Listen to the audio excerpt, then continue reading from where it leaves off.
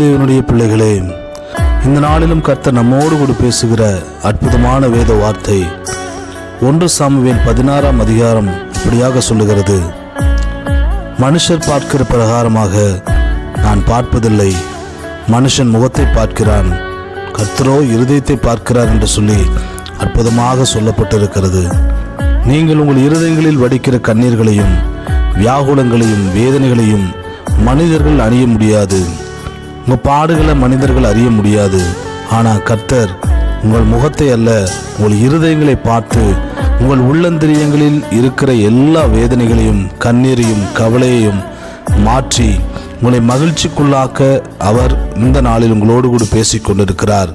நண்பு தேவனுடைய பிள்ளைகளே, ஆண்டுடைய பாதத்தில் இளைப்பாறுதல் உண்டு, அவருடைய சட்டைகளின் கீழ் ஆரோக்கியம் உண்டு, சுகம் உண்டு என்று வேதம் சொல்லுகிறது. விசுவாசத்தோடு கர்த்தர் பாதத்தில் இருங்கள். கர்த்தர் ஆசீர்வதிப்பார்.